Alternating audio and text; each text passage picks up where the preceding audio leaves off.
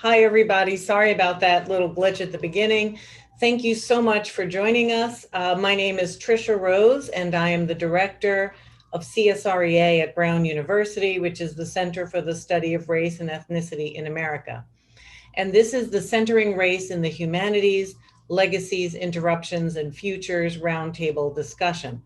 I'm thrilled to be here with an amazing group of scholars, some of whom I work with directly at Brown and others who are nearby and always close by in my mind.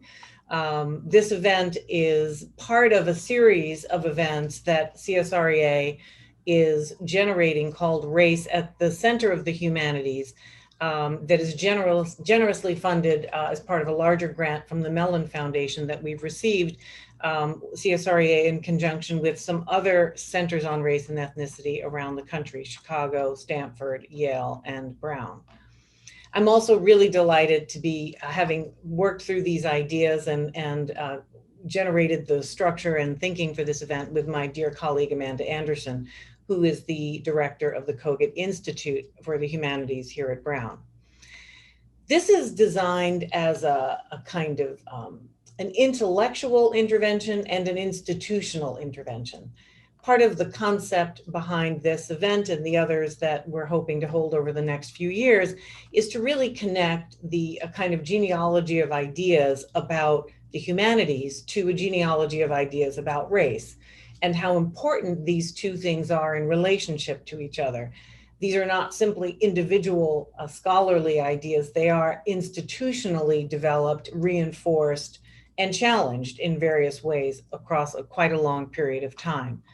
And so our investment here is to really begin with an obvious premise, but one that is not unfortunately examined as often as we'd like, which is that the humanities and all academic disciplines emerge from the ideas and institutions and social worlds that surround them and out of which they come. And it'd be hard to overstate the importance of the emergence of the idea of race over the past 500 years or so, and the degree to which it has shaped the development of any number of academic fields and ways of defining important work. So despite this and its centrality around the way race and white supremacy in particular functions as a central ideology for the development of intellectual boundaries, questions, and values, we nonetheless rarely confront the impact of this legacy. How might we rethink the humanities, even after a few generations of interventions, in ways that can more fundamentally account for the work that race does? I'm so delighted about the speakers we have here today. You know, there's lots of smart people, but there are thoughtful and reflective people who are also brilliant. And that's what we have here, the most thoughtful and reflective people I know. I'm going to spend just a very brief moment telling you who's here by name and maybe a sentence or two, because I don't want to spend our time doing that. There will be much greater detail in the chat function section of the Zoom for you to review what they've been up to, you know, if you're not familiar with them already. I will give you their names in the order in which they will speak.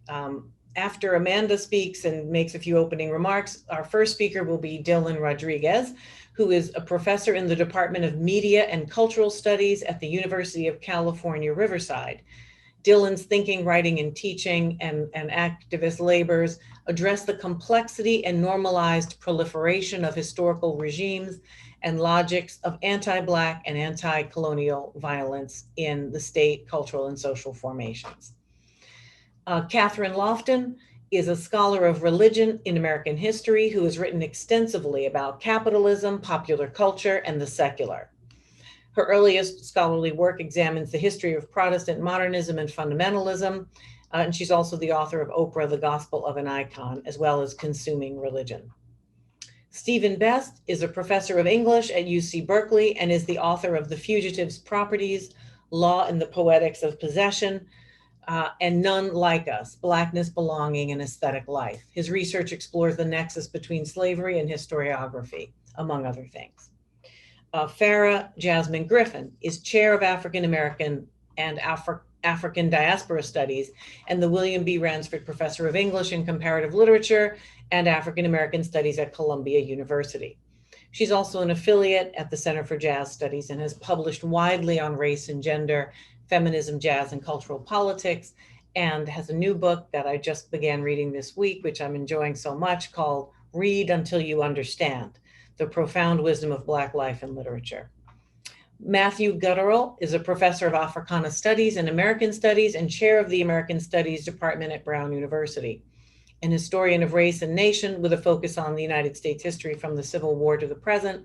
He has written books on race in the Progressive Era, on Southern slaveholders in the Caribbean, and on the life of Josephine Baker, among many other things. And last but not least is my dear colleague, Kevin Quashie, who is a professor in the Department of English at Brown, who teaches Black cultural and literary studies and is the author of several books, most recently, The Sovereignty of Quiet, Beyond Resistance in Black Culture, and actually more recently, this is not properly phrased, sorry about that, most recently, Black Aliveness, or A Poetics of Being, that just came out in 2021. We are thrilled to have these speakers, and I now turn this Zoom over to my dear colleague, Amanda Anderson, who will make some additional opening remarks. Thank you.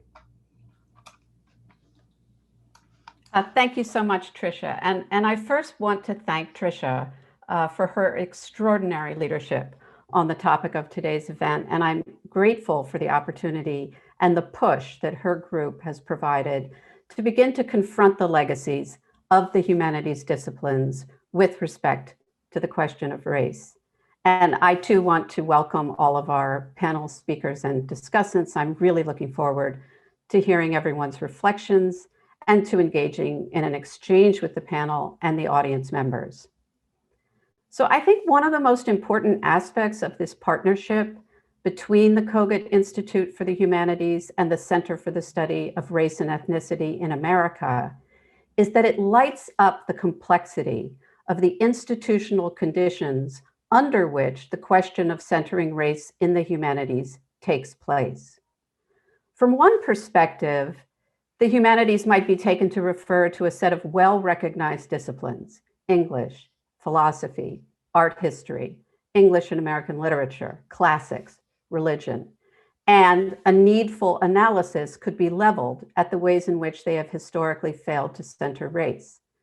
But as the April event that Tricia's group held on racial reckonings emphasized, the current institutional landscape also requires an attention to how the legacy disciplines fit into a larger institutional and humanities economy, along with interdisciplines, and in particular, what we might call the advocacy fields: race and ethnicity studies, gender and sexuality studies, disability studies, post-colonial studies, environmental humanities, among others.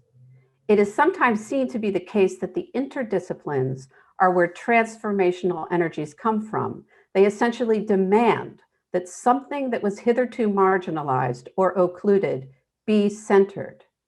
But there are also productive ways in which the interdisciplines put effective pressure on the disciplines to change, as is evident in certain departmental or program name changes over time, or demands for new departments. And this has been pronouncedly the case in the history of women's studies, but is going on with respect to race right now. Beyond this, I think it's important to recognize the changing institutional structures at research universities over the past couple of decades, and in particular, the development of centers and institutes which function as hubs for a certain kind of interdisciplinary and advocacy work as well. The co-hosting of today's event by two such units leads me to ask, what is the relation of the center institute structure to the disciplines and interdisciplines? How do we think about the history and institutional role of humanities, centers, and institutes? And how do we think about the relation of the centers explicitly focused on the critical study of race to the humanities centers and institutes? It's worth placing these disciplinary and institutional histories in relation to one another. Humanities centers have functioned both as a way to provide modest research support to humanities scholars and promote innovative interdisciplinary work. And they have functioned as a way to claim more centrality for the humanities in a landscape dominated by STEM fields and concerns with monetizing research. Indeed, the Center Institute model becomes a means by which specific center-based research and practice programs gain a standing that can be leveraged. Humanities centers and institutes have tended to be modestly funded, but if that is the case, then centers on race have tended to be minimally funded. That is changing, and that is a good thing. And the separation out of race and ethnicity, or justice and slavery, two separate centers, while laudable and hugely important, also promotes a situation in which race is structurally not centered in the Humanities Center or Institute, however much work on race that center or institute may be doing. Lastly, I think we would be remiss if we did not shine a light on funding structures, including foundation funding, and the powerful role of the Mellon Foundation. To their credit, the Mellon Foundation is shifting its funding priorities dramatically to work on racial justice and social justice, and this will have a profound ripple effect across the humanities and its institutional structures, amplifying the energies and commitments of those within the university committed to this work. But we need to keep a sharp eye on the full funding and institutional picture across the university and the disciplines as we work together to build a world in which the historical marginalization of race is ongoingly confronted and addressed. I'm looking forward now to listening and learning from the wonderful set of energetic and committed scholars we have with us today. We will, as Tricia said, we will move directly through the presentation of our 4 panelists and 2 discussants before opening up to a Q&A. And when we do open up to the Q&A, we will get to as many audience questions as we can. So please do use the Q&A function to submit your questions at any point during the event. Our speakers will speak for about 10 to 15 minutes each, and the discussants for about 7 minutes. The order, as Tricia indicated, will be as follows: Dylan Rodríguez, Kathryn Lofton, Stephen Best, Farah Jasmine Griffin, then followed by our 2 discussants, Matt Gutturl and Kevin Quashie. We will now turn to Dylan. Good morning, good afternoon, everyone. I want to thank Tricia, Amanda, Soraya, as well as the Brown Media crew for inviting me to this party and for putting this on. I'm really looking forward to the conversation and discussion. I'm speaking to you from Southern California, which is area I'm in is occupied Cahuilla and Tongva land. And I work at a university that is just a couple blocks down the street from where the Riverside Police Department stole the life of Tricia Miller in 1998. I use he, him pronouns. So I think that the people that are gathered here, that is all of us, not just the panelists, but all of us in the virtual room, might be very well situated to empower and rigorously proliferate forms of intellectual and aesthetic insurgency against the still stubbornly disciplinary 21st century academy and university. And if we are well situated that way, then I'm going to argue until my dying breath that it's a collective obligation to do so. That's how I entered this conversation. So I entered this conversation with enthusiasm and urgency because I embrace the responsibility and obligations that accompany the inheritance of an insurgent, liberationist, abolitionist, anti-colonial, and revolutionary genealogy of scholarly praxis. I think this inheritance is accompanied by a commitment to engage with the various forms of collective movement that make interdisciplinary scholarship, art, and creativity a productive and necessary dimension of what critical Black humanist Sylvia Wynter names the praxis of being human.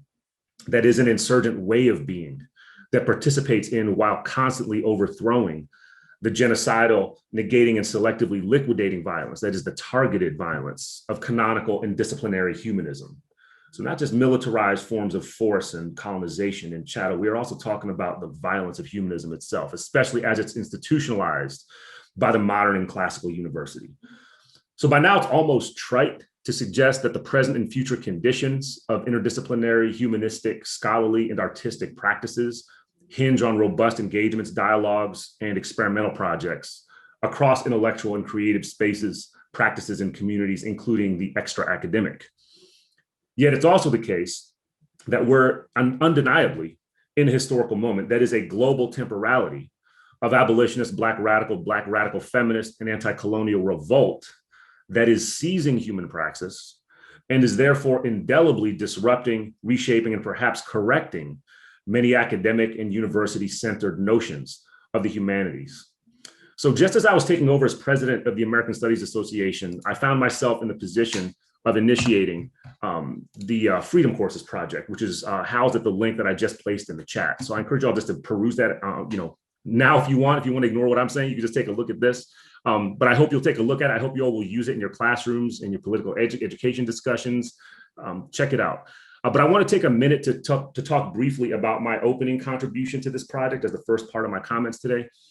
Because that first part of my contribution to the Freedom Courses focuses on the grassroots, community-grounded, and in some ways counter-academic conceptualizations and experimental mobilizations of what some call mutual aid, others call solidarity, and still others have called survival programs. We might also, I think, call this insurgent human praxis. So I want to just show you an image of that exhibits what it was that I was trying to do in this project. So this was the inaugural Freedom Course, which you see right here. And it was titled, as you can see, it was titled Mutual Aid is a People's Movement. And what I did here was I pulled together a couple of the founding members of the Florida-based national movement Dream Defenders. This is a grassroots youth-led organization that formed in the wake of Trayvon Martin's death. That is his anti-Black racist killing. Amika Tendahi of Ujima Medics, which is a Black feminist, abolitionist, mutual aid, and emergency response organization based in Southside Chicago. I'll put the link up for them in a minute. Globally respected community organizer and feminist abolitionist, Black radical intellectual Mariam Kaba, and renowned trans abolitionist scholar and longtime mutual aid activist Dean Spade. So in this small project, what we were attempting to do was show a form of interdisciplinary human praxis that openly and clearly and in a kind of public facing way that is facing multiple forms of sociality, exemplifies rigorous, potentially protracted critical engagement from multiple humanist and humanistic practitioners, especially intellectuals, artists, teachers, and makers whose labor and creativity is not necessarily or even primarily centered in the university or the academy. Put a different way, if we think about interdisciplinary as a modality of being human and not merely as a category of academic or scholarly differentiation, I would suggest that public-facing critical projects like those reflected in many of the ASA Freedom Courses may provide one helpful guide for advancing the humanities and humanistic scholarship and creative work. I'll bring it back. I'll turn the slide off now. So on the one hand, I want to think about how an embrace of public-facing insurgent projects like these might help demystify the way that university administrations expropriate and deform the term community engagement. I know we all have heard the term community engagement over and over again. I'll say I don't know a single person who doesn't roll their eyes, grit their teeth, or clench their fists when an administrator uses that term. Some people do all three of those things. On the other hand, I also think that the present and future of the humanities in this moment of historical seizing can take momentary form as a proliferation of intellectual connections between people, organizations, and collectives who are actively participating in revolt against the violence of civilization, civilization with a capital and oppressive C, that is against the genocidal logic of the colonial, anti-Black, and white supremacist model of the human. What excites me about gatherings like today's is the possibility of further altering, if not creatively disarticulating and rearticulating the assumptive temporalities and geographies of the humanities, and even actively practicing, perhaps exemplifying again, a reimagination of geography, of temporality, even of learning and knowledge production sites that constantly reimagines what the humanities can be, what the humanities can do against its own canonical institutionality, episteme, archive, and method. How do different communities, collectives, and movements, including radical and liberationist struggles against anti-Black policing, colonial ecological theft, and the asymmetrical domestic warfare of criminalization and incarceration, redefine interdisciplinary, and for that matter, seize the humanities as we understand them in the university and academic settings? I raise that question as a complement to the already existing counter-occupation that's been waged over decades by historically marginalized, commodified, criminalized, and displaced people, that is some of us on this call, who continue to surge into the humanistic fields as innovators and caretakers of multiple epistemological departures from classical and canonized humanities archives and curricula. This is the counter-civilizational genealogy that I think a lot of us strive to honor and participate in every single day. So in this moment of historical seizing, I ask us to intentionally and persistently catalyze, curate, and provoke interdisciplinary humanistic experimentation that actively centers the thought, aesthetic, archives, intellectual traditions that have long been trivialized and excluded, or at best accommodated in piecemeal fashion by dominant and hegemonic humanities regimes, including departments, research centers, fellowship programs, and field formations. Beyond critiques of patriarchal heteronormativity, Eurocentrism, anti-Blackness, coloniality, and even anthropocentrism, this kind of work, at a bare minimum, entails a reconfiguration of the conceptual categories that cohere the humanities as they reflect the long project of chattel colonial civilization. How might a centering of human praxis by peoples historically denigrated, displaced, incarcerated, and disappeared by the long-running gendered violence of canonical humanism illuminate an already present and perpetually insurgent humanistic scholarship and art that is not merely oppositional and corrective, but critically generative, creative, and transformative? Communities of creative making, collective self-defense, counter-sociality, resilient life, radical transgenerational knowledge and memory, and shared labor, beauty, and suffering are surging. They have always been present. They defy the immense asymmetrical forces of liquidation that have never relinquished their fixation on Black existence, indigenous being, in all geographies and sites of wildness and non-normative thriving. So I'll close my opening comments by asking us to consider the centrality of weaponized thought to the making of joyfully convened and selflessly defended collectives across guerrilla traditions and fugitive acts, including marronage, jungle warfare, plantation revolt, prison rebellion, mass mobilizations of disobedience, and other forms of unapologetic militant commitment to the defense of shared counter and anti-civilizational being, wildness. Every so often, I imagine the planning, coordination, spiritual labor, and theoretical engagement that culminated in one of my favorite historical and genealogical reference points, that is the beachfront dismantling of Ferdinand Magellan's cursed diseased body by indigenous defenders of what later became known as the Philippines. Such scenes do not just happen. To obliterate the explorer and repulse his armored phalanx suggests far more than the limitations of European boats, muskets, and cannons in the face of Datu Lapu-Lapu's well-trained community of indigenous defenders. Bamboo spears, arrows, and iron blades do not merely tear the invader's flesh and infiltrate the historiographies and archaeologies of conquest. They are also artifacts of an alter being that is restless, unpeaceful, constantly pulsing toward the necessarily violent unmaking of the emergent civilization. Thank you.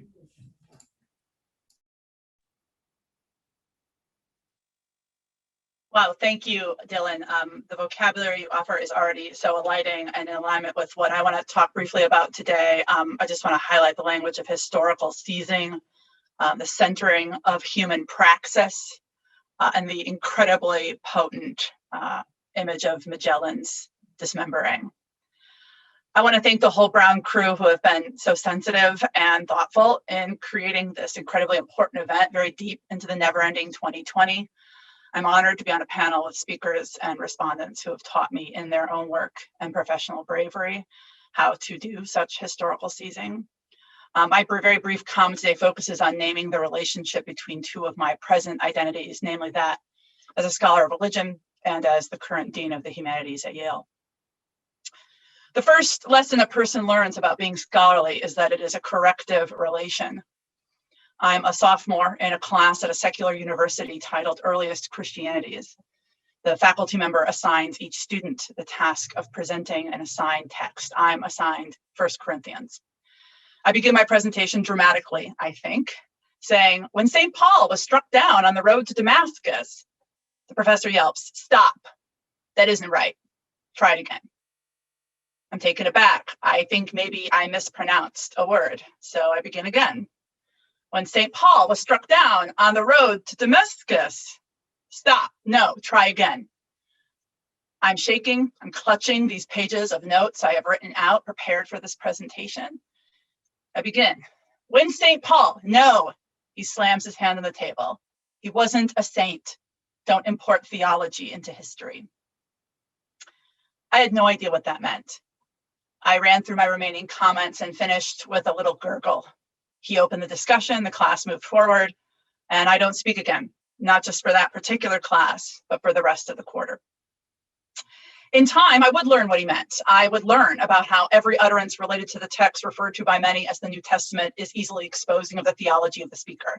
I learned how the figure of Paul is among the more highly contested authorial figures of the Eastern Mediterranean late antique environment, in which authorial identity was so contested that an entire world of study, that of Pauline pseudepigrapha, emerged to address it.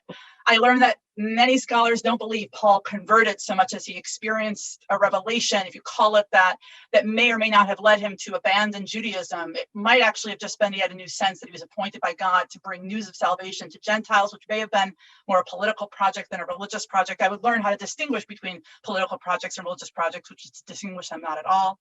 I would find out that Paul wasn't a saint when he was on that storied road to Damascus. That's a honorific that he would only receive nearly 350 years later after his death. And it's a term of art that is truly only meaningful to Catholics and some Orthodox Christians. I became, in other words, an expert.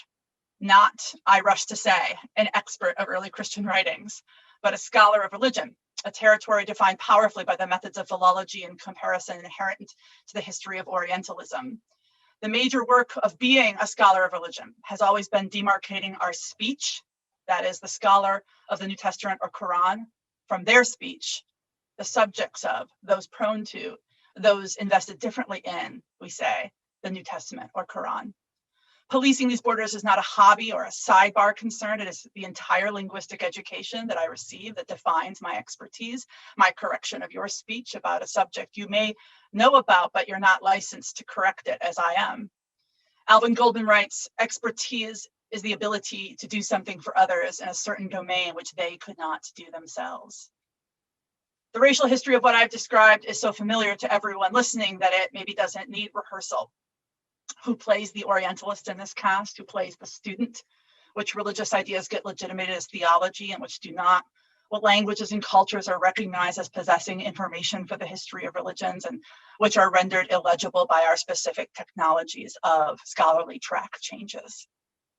What I mean to raise today is simply this. If we want to unlearn our inherited relationship to race in the modern university, we have to unlearn our naturalized assumptions about expertise. Saying this pushes us immediately into tendentious politicized waters. There is a high church humanist book boom of late, works worrying that there is a war on expertise and that we humanists are at risk if we do not defend against it.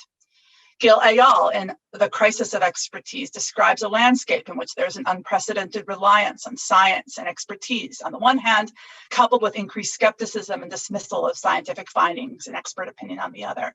Tom Nichols in The Death of Expertise focuses on how the increasingly democratic dissemination of information has created, in his words, an army of ill-informed and angry citizens who denounce intellectual achievement. Again, his words, when ordinary citizens believe that no one knows more than anyone else, he writes, democratic institutions themselves are in danger of falling either to populism or to technocracy, or in worst case, a combination of both. At this point in American democratic history, such utterances receive nods in the rooms where many of us sit. The problem of misinformation is one that humanities leaders are convinced they need to argue forward in their work and to compel their administrative leaders that they matter.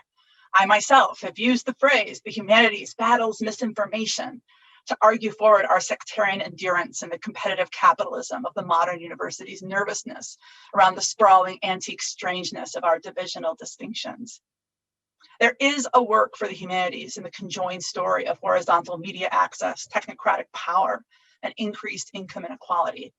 But I don't think it's the protection of expertise as defined by the technical or scientific competence in the service of public administration, the very definition of expertise that became common juridical usage in the mid-19th century Anglophone world. Rather, I wager that the expertise we should seek to support that recognizes those skills we value and yet opens them to a much broader space of epistemological reckoning is in the language of experience that harkens further to the root expertus, or someone whose fluency of skill in a given domain is grounded in an accumulated set of experiences in that domain. The expert is then someone who is not defined by right facts, but by experienced perceptions. The expertus as someone who is experienced, has risked and endured something, is proven and tested. This is not a simple thing to measure. Those of us working in the evaluative space of universities, namely every tenured faculty member, have to figure out what we think that we're doing when we assess. Here I draw from my colleague Robert Post's work, even as I dissent from his final conclusions. He observes in another book from this recent boom called Democracy, Expertise, and Academic Freedom, these are his words: everyone is entitled to their opinion and to participate in the marketplace equally with everyone else. So the marketplace of ideas theory is actually a theory that is at odds, deeply at odds, with the epistemological authority that makes for expert opinion. So if one wants to know the half-life of plutonium, one doesn't take a poll. This is Post's voice. No university, which is designed to produce knowledge, functions according to the marketplace of ideas. We make judgments. We give tenure to the person with good ideas, he says, and we don't give tenure to the person with bad ideas. I can see Post's point intends to be a fair one, that the marketplace of ideas is not the same as the evaluation of good ideas, that just because there's a lot of products for sale doesn't make them all of equal quality.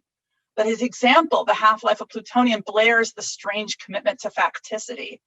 Knowing the half-life of plutonium doesn't need to take a poll. It also doesn't need a person who's received many degrees. At this point in human history, it requires a Google search. To be someone who can weigh and evaluate in order to estimate new half-lives takes experience, testing and trying. The half-life of plutonium isn't itself a good idea. It's a measurement. Post wouldn't give tenure for a measurement, but for the mind that displays its measuring as an element of its intellectual expression. When we value ourselves by the facts we can correct, we undersell the hermeneutic power of the humanities. We also delimit its participants to those who think what we teach is the right words, when what we teach are better hermeneutics for our coexistence together. Decolonization of the university would involve renovation of the CV and a reimagination of referee, as well as our structural and appointing terms for university employment to include forms of experience that our trained concepts of expertise cannot see. This is very boring, unthrilling work. I cannot recommend it, yet I am convicted that this is one part, this act of genre and format revision to what it would mean to use the language we've already been offered, historically seize the university and alter the terms of power that we must serve in asking the biggest questions. I wish I could go back to class where I was trained and not resist the subtraction of saint as much as I resist my teacher's confidence, well demonstrated by my submission that everyone comes to college to secularize their theology, to forget where they might have received a figure as one thing and to ask what it means to see them anew. I wish not that I didn't learn from the history of religions and its fight for legibility of diverse traditions, or how to subtract the strains of ideological hegemony from our forms of knowledge. Those were imperative lessons to learn, and I learned them from that teacher. I just wish that I could observe what hegemony was manifest in that anthropological space and press myself into it as a speaker.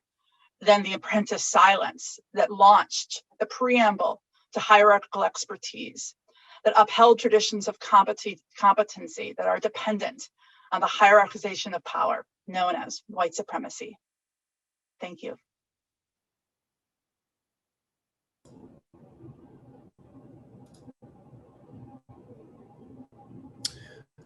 Thank you, Kathryn.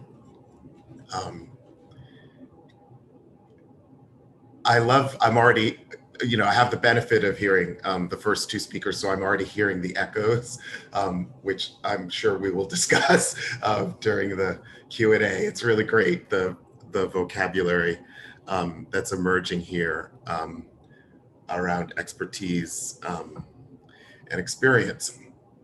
I want today to sort of talk about, I'm going to talk about the humanities and the critique of the human.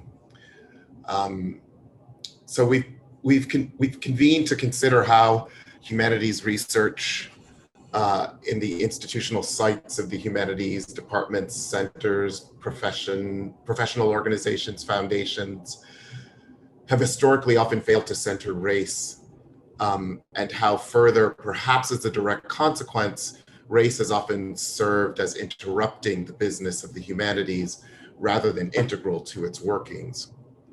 We would be mistaken to assume otherwise. In the American university, our models for the humanities have been based on European precedents rooted in the idea of Bildung, ethical formation or self-cultivation.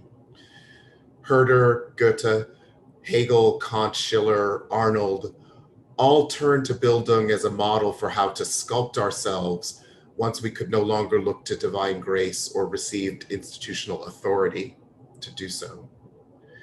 I know that lumping these thinkers together around the idea of Bildung will strike some of you as doing violence to the nuances of their thought, but each championed human agency in self-determination.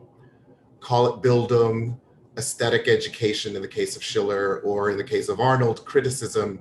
The concept carries with it a notion of what the fully human is. I said that the antagonism between race and the humanities should not come as any surprise. As Jennifer Hurd observes in Forming Humanity, Redeeming the German Bildung tradition, quote, Bildung was invoked to justify racism and colonialism by stigmatizing those deemed resistant to self-cultivation. The irony is that for this very reason, Bildung also nourished ideals of dialogic encounter and mutual recognition. Such are the reasons why Bildung lives on in both the project of forming humanity and our thinking about the institutional form of the humanities.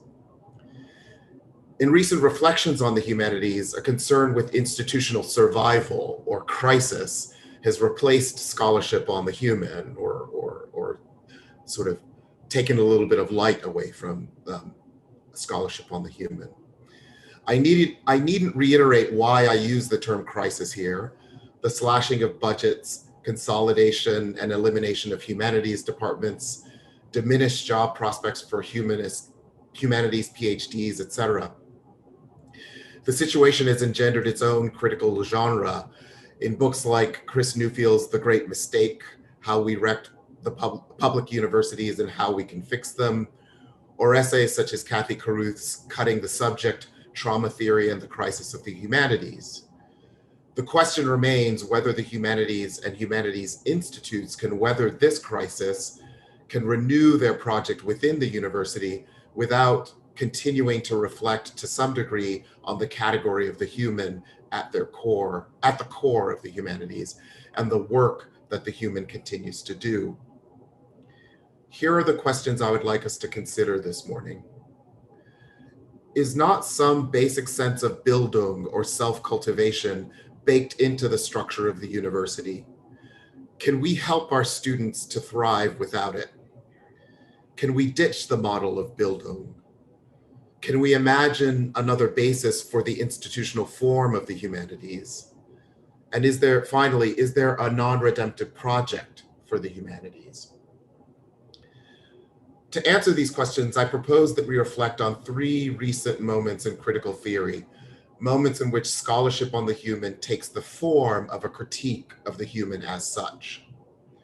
So the first critical moment for me is the kind of what's sometimes called the non-human turn of object-oriented ontology, actor network theory, animal studies, eco-criticism, the new materialism.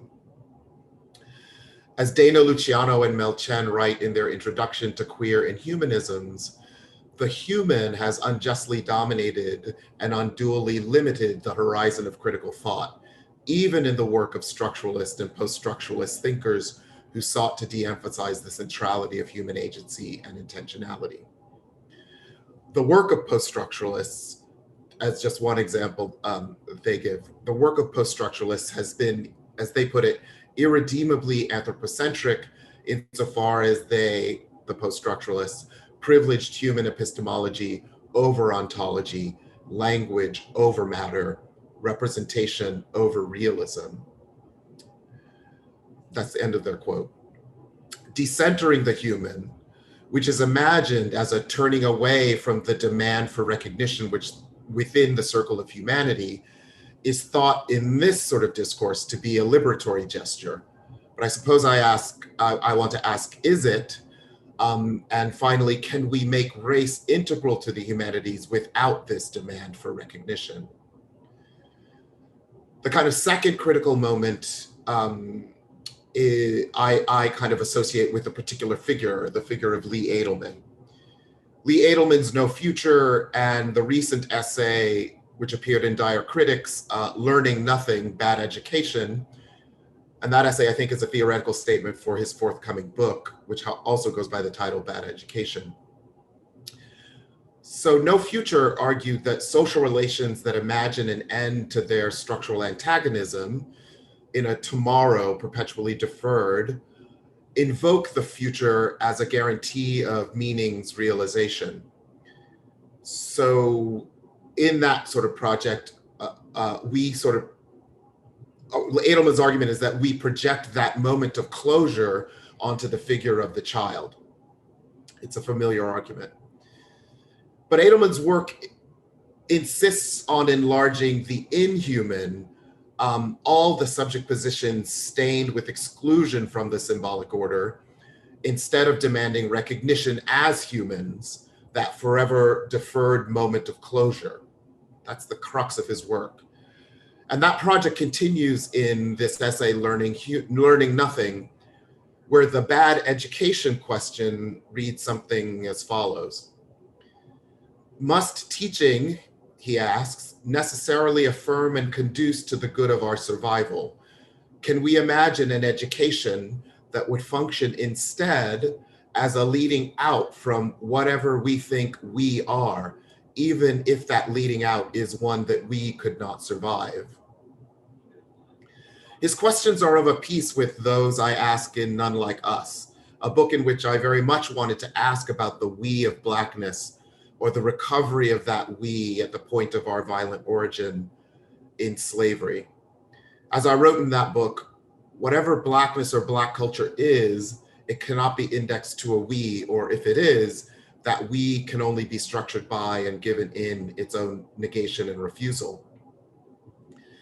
Edelman is responding, for the most part, to a habit among humanists. And I use the word humanist in both the professional sense and in the sense of sort of lay readers of text. He's responding to a kind of habit amongst humanists of seeing literature and art as affording a glimpse into our mutual humanity, of affirming the aesthetic's potential to produce an inclusive community. Such thinking is predicated on the notion of recognition embedded in Bildung, and identifies the forms of aesthetic experience with the forms of another life that is still to come, toward which we are striving. So then my question in response to this theoretical moment, can the institutions of the humanities be restructured around the enlarging of the inhuman that we glimpse in queer theory, in theories such as Edelman's?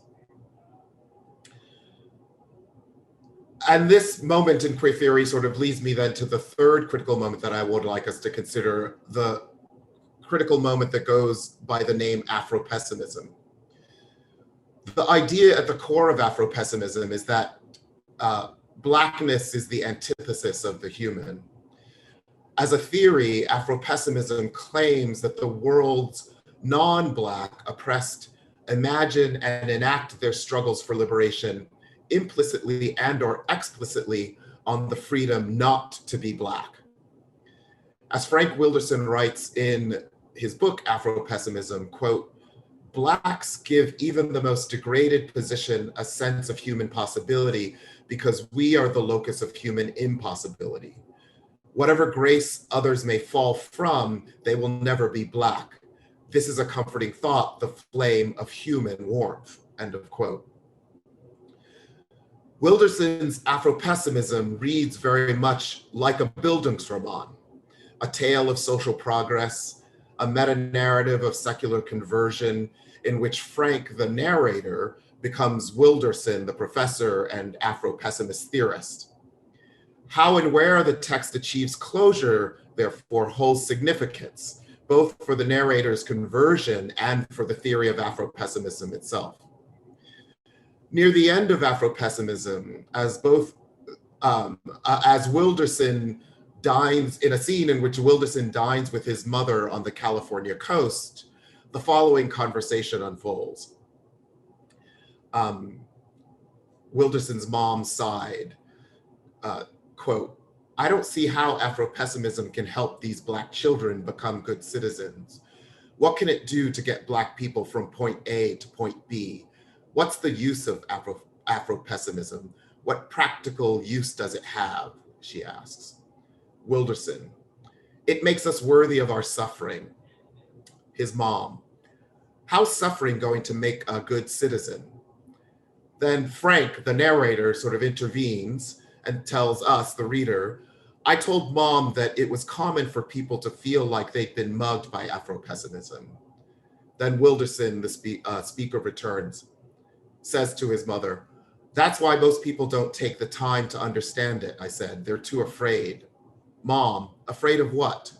Wilderson, "Afraid of a problem in which everyone is complicit and for which no sentence can be written that would explain how to remedy it. Most people, Mom, even profound intellectuals like you and Dad, if I'm being honest, are emotionally unable to wallow in a problem that has no solution. Black suffering is that problem. The problem that has no solution." Arguably, for Frank Wilderson, Blackness is a state similar to what Heidegger termed anxiety, an experience where the world as such and as a whole is revealed to us, a mood in which we pull back from the world and see it as something distinct from us. As conceptualized in Being and Time, fear, Heidegger writes, or Heidegger proffers, fear needs an object in the world. Anxiety doesn't have need of an object. Anxiety is nothing and nowhere. The everyday world is homely. We're comfortable in it. It's heimlich. And when overtaken by the mood of anxiety, it begins to slip away and become uncanny, unheimlich. We're floating along, and in a moment, the tide recedes and we find ourselves shipwrecked. As the world slips away, in short, we obtrude. Anxiety, Simon Critchley writes, is the first experience of our freedom as a freedom from things and other people. Wilderson's Afro-pessimism is a Bildungsroman opposed to Bildung, opposed to self-determination, self-cultivation. There may be something to sitting in the anxious predicament of Afro-pessimism, something to accepting Wilderson's invitation to wallow in a problem that has no solution. But then this leads to my kind of closing questions. Is this how the project of the humanities might free itself from its origins in Bildung? Is this how the humanities might restructure itself around race, with a result that race would cease to serve as an interruption in the work of the humanities and become an integral and anxious part of it? Thanks very much.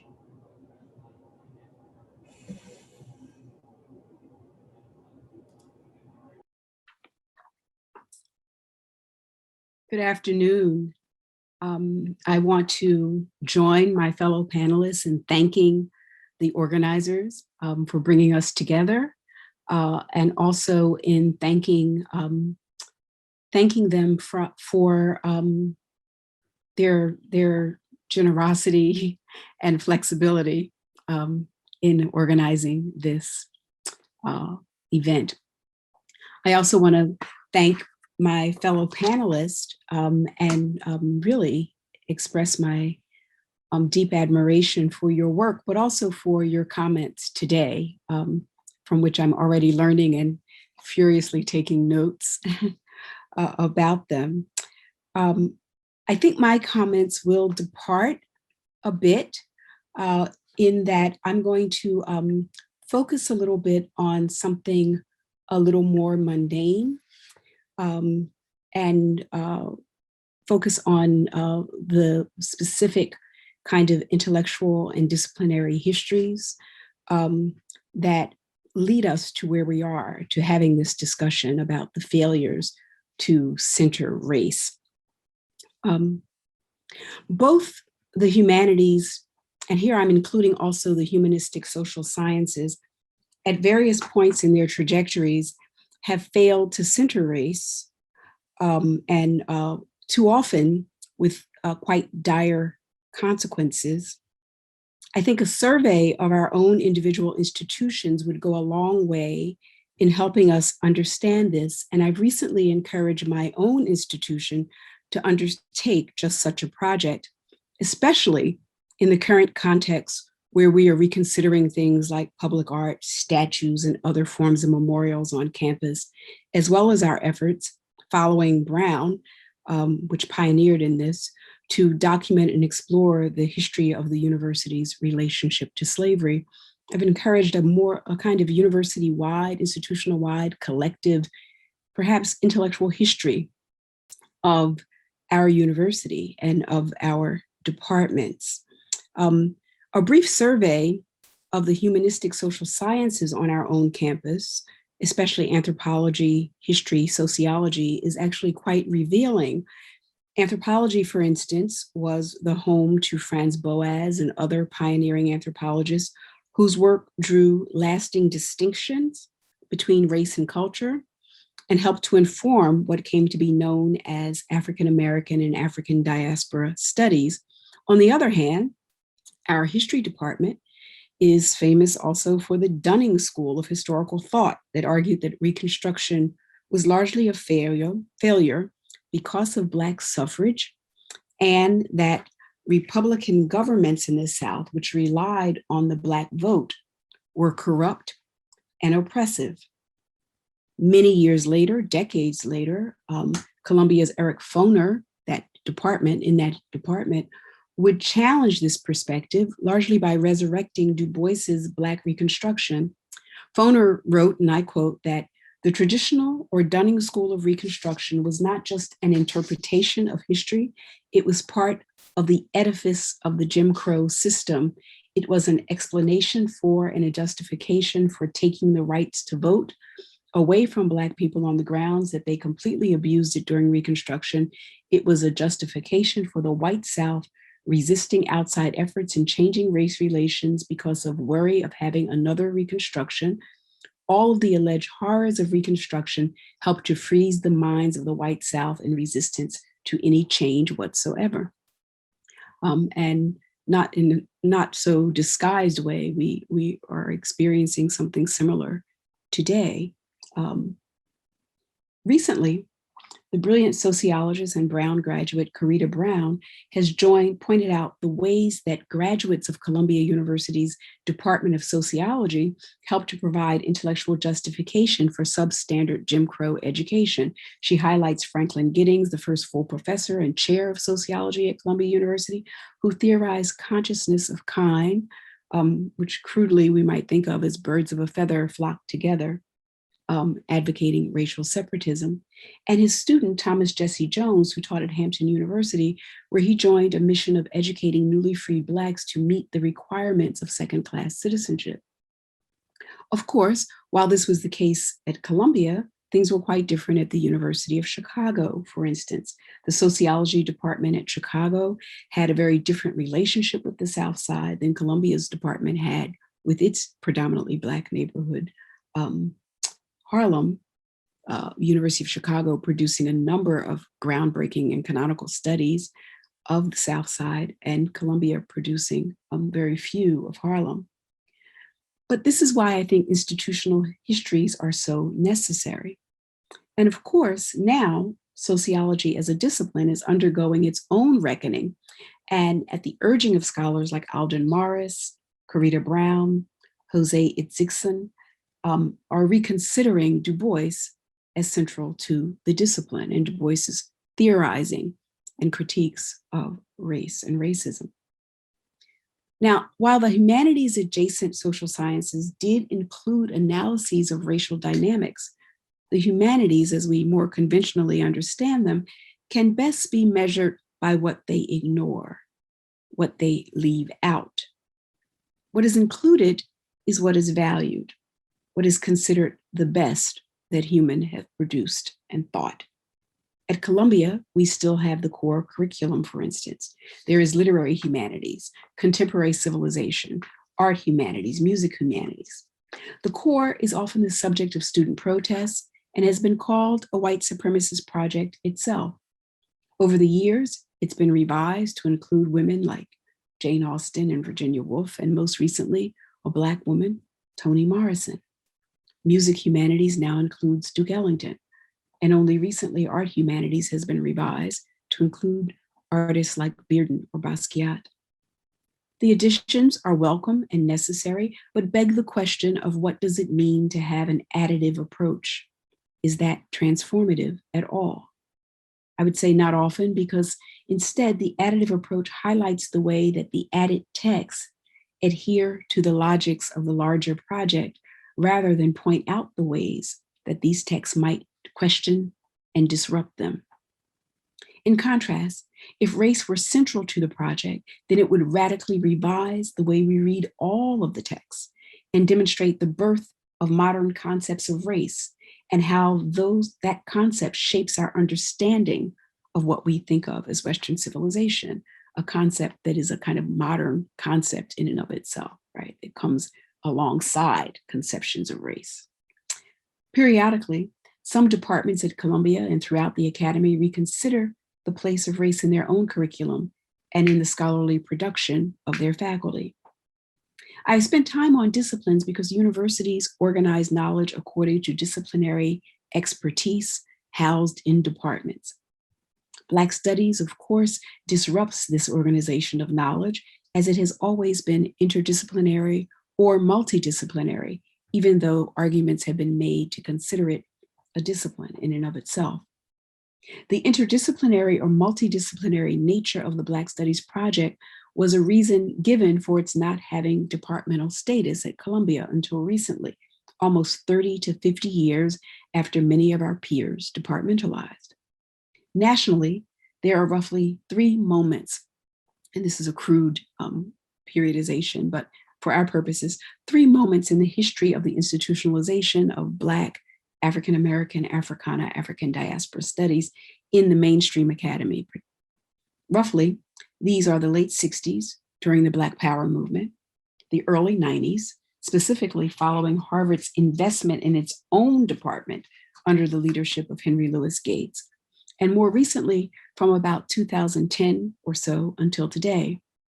At Columbia, that history might briefly be the establishment of a Black Studies curriculum following the 1968 takeover of Hamilton Hall by students. It was a project then that was staffed by Harlem intellectuals who were hired as adjuncts, and also marked by the hiring of Charles Hamilton, author of Black Power, in political science. Later in the mid-'80s, again following student protests, there was the creation of a more formal structure that brought together many people from across campus who taught subject matter centering on race and racial critique, this time led by the late Marcellus Blount, the lone faculty member, then an assistant professor in the English department. What a burdensome project he took on. It culminated in the hiring of Manning Marable and the establishment of the Institute for Research in African American Studies in 1993. The Institute granted the BA and MA degrees, but had to hire faculty jointly with willing departments and had no power to promote or tenure them.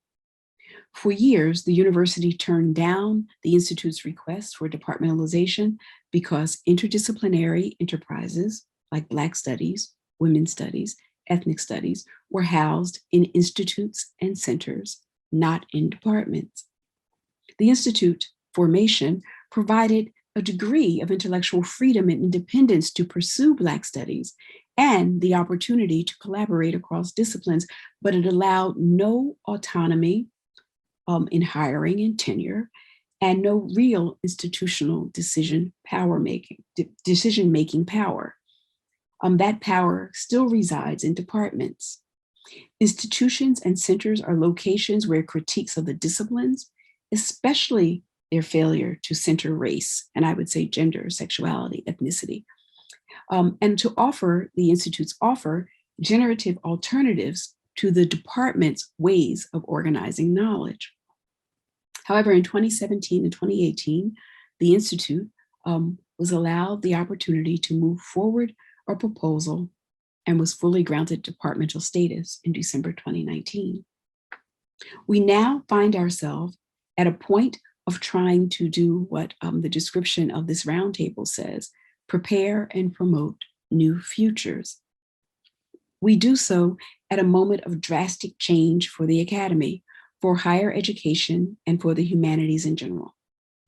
I think that Black studies can lead the way in rethinking this and providing an idea of new futures for a number of reasons. One, centering race and racial critique has proven to be of continuing significance not only to Black studies, but in general.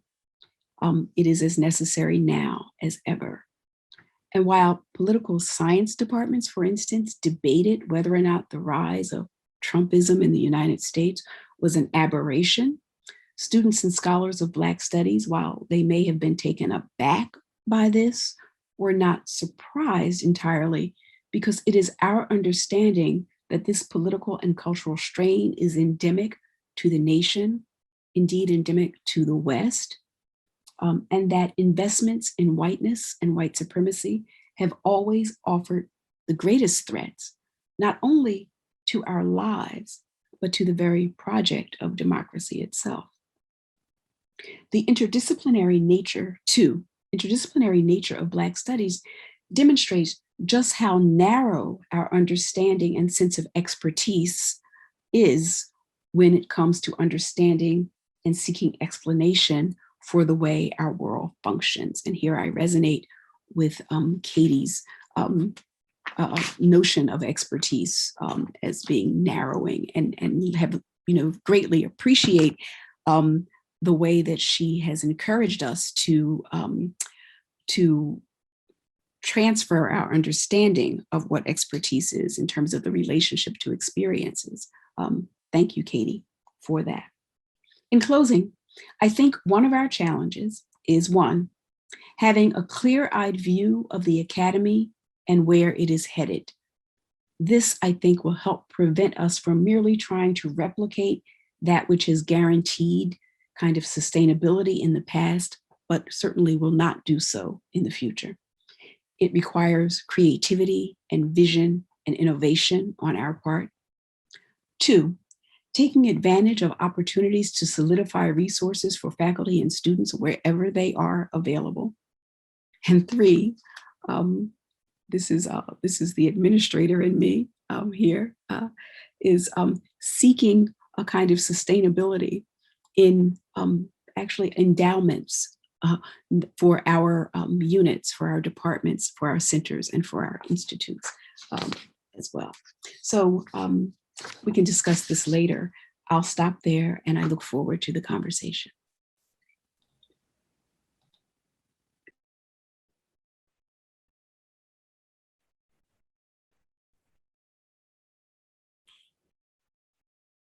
My thanks to Dylan, Kathryn, Stephen, and Farah for this afternoon's feast. I'm really fortunate to be a part of all of this. My thanks as well to Amanda and Tricia for bringing us all together, and to Kevin Kwashi, whose comments I eagerly await. Our distinguished quartet was asked to consider the ways in which humanities research and the various institutional sites of the humanities have historically failed to center race.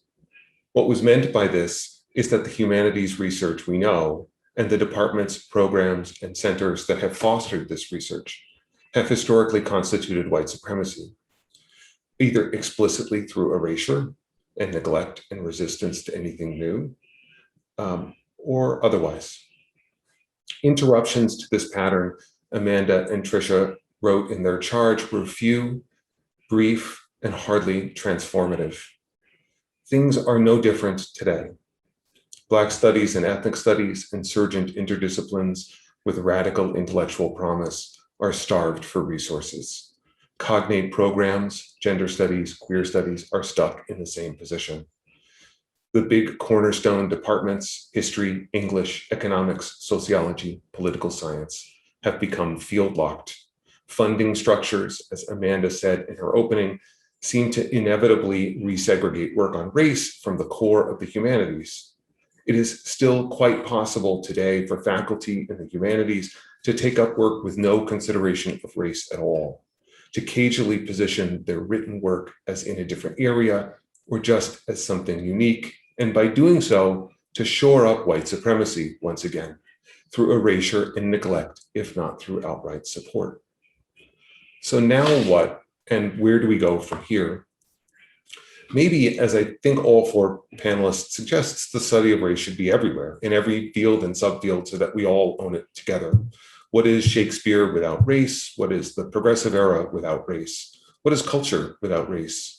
Echoing our panelists, I would say that every field and subfield should take up this subject, that positions of erasure and neglect should be dismantled, that the wall between the margins and the center should be torn down. How else, as Stephen Best reminds us, to consider the fully human, the obvious and necessary subject of humanistic inquiry? To do anything less is simply to fail as humanists. After listening to our colleagues, I'm left worrying more than I was just worried this morning about the state of the study of race in the humanities in higher education. It's clearly true that the firmament of disciplines and the creation of hard fields within them relies on and highlights the notion that race is itself a specialty to be taken up by a few experts who are easily sidelined, dismissed, and overburdened. And it is equally true that this is a business model pitched to student consumers who enjoy the concept of a multicultural campus foregrounded on posters and brochures, but who refuse the sanction to take it all seriously, insisting upon the right to hopscotch through the curriculum and to avoid any serious scrutiny of the subject. And finally, it is also surely true that if the modern university is a business model, it is thriving, with soaring demand and a tragic willingness on the part of families and students to enter into a new form of debt peonage, owing hundreds of thousands of dollars in exchange for a degree from our status factories, where morally urgent and difficult subjects are spotlighted and simultaneously marginalized. We need, as Kathryn Lofton suggests, to unlearn our naturalized assumptions of expertise. She asks us to reconsider the historic protection of expertise, to value experience, assigning priority to those who have lived, have felt, have touched the thing they write about, and not those who imagine themselves as rarefied experts, who guard knowledge as if it were treasure, who dole it out sparingly and only to those who pay, or to those who look and think like them. We need, as Farah Jasmine Griffin suggests, to conduct a deep survey of our institutional histories, our landscapes and our zones of scholarly authority, and to relate them not only to the history of slavery and indigenous genocide, but also to Jim Crow and to structural racism. Such a survey would go well beyond the ongoing and quite necessary exposure of histories of slaveholding. It would and should run right up to the present. It would include us, as it must. I can think of no other institution in modernity beyond the state itself with as much durability and so little revolutionary reimaginings as the modern university. In a moment where new tech companies rise up and fall down every day, we've seen astonishingly few new colleges and universities, unless we count the proliferation of for-profit schools, which excise race from their curriculum and expertise altogether.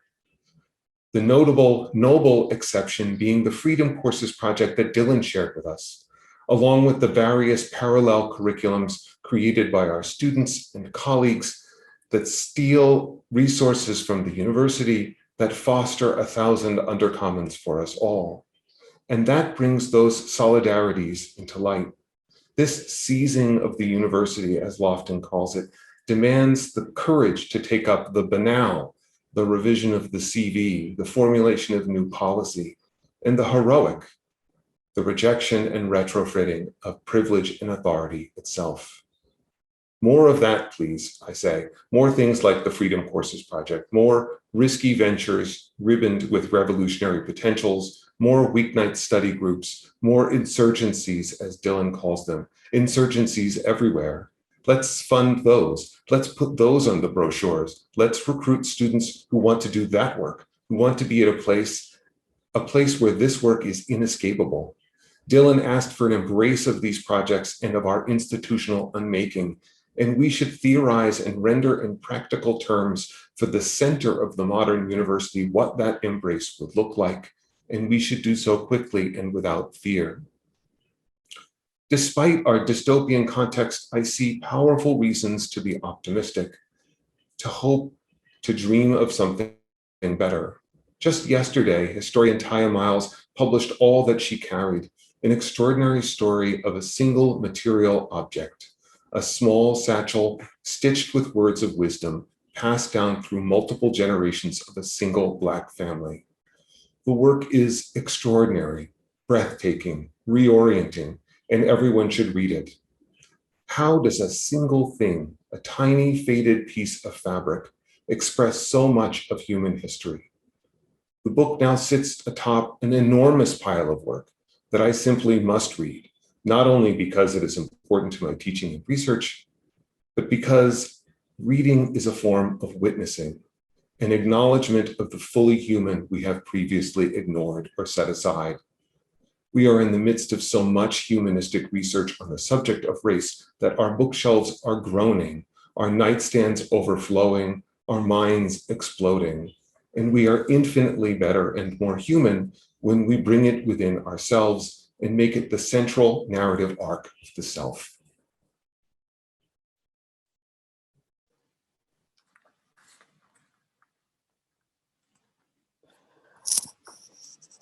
I want to thank Dylan, Kathryn, Stephen, Farah, Matt, Tricia, and Amanda for all of this. I want to thank everyone who's in the Zoom space and all the other folks who helped to organize this. You will hear echoes of things that my colleagues have said in my comments. So for example, one colleague talked about transformation and revolt. Another colleague talked about experience and expertise. Another colleague suggested that we think about the Bildung and the problem of recognition. And finally, another spoke of the mundane as a kind of call to institutional history. So part of the challenge might be to figure out how we center race in the humanities such that racial difference, and here let me just specify for a moment Blackness for the sake of clarity, doesn't only work as a site of disruption. What I mean by that is, I'm echoing here a colleague of mine who reminded us in literature that we all mostly study race, right? Those of us who study literature, if we're reading about Homo sapiens, that we are indeed then studying race, and it's only some of our classes that get marked in that way of being about race. And here I think we might learn from or take from some of the radical work in gender studies that thinks about gendering as a condition that runs through the course of everything. Or we might think with Toni Morrison's work in Playing in the Dark. And I don't only mean the move towards whiteness studies that happened in the late 80s and 1990s, but I mean more specifically, just the truth of the work that we're doing. Maybe I'm echoing some of what Matt just said about the ethical obligation for all of us to recognize that this too is our work. Part of why I say this is because I think that race studies often serves a social justice, a critique, an advocacy function, a transformative one, as Amanda named it in her early comments, a revolt and a seizure so essential to the possibility of making these worlds more livable for many of us, as Dylan named it in his comments. And yet those functions sometimes run counter to the interrogative, inquiring, studying function that race studies deserves to have, the luxury of study. And again, we hear that luxury of study in Matt's last comment about the beauty of a single object. Let me give an example.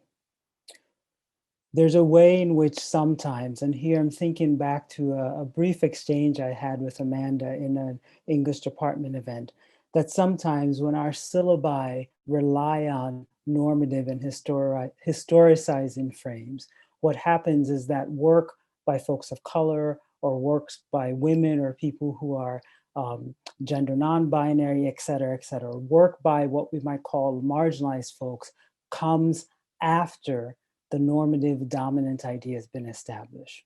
What would it mean, for example, to have a class in aesthetics, not Black aesthetics, but a class in aesthetics that begins with Audre Lorde's Poetry is Not a Luxury rather than begins with Matthew Arnold? What would it mean to have an aesthetic symposia that centered the thinking and thought of folks, of marginalized folks or folks who are identified as racially non-white, but naming it as aesthetics?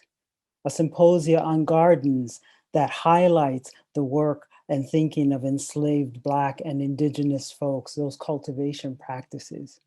I know there's a caveat here that sometimes the thing, especially if it's non-normative, has to be named because it's not already taken for granted. And indeed, the audiences that might need to know that it exists because of the naming might miss out on it. And here, I think, again, Stephen's comment about the trouble, the power and necessity and trouble of recognition is in my mind.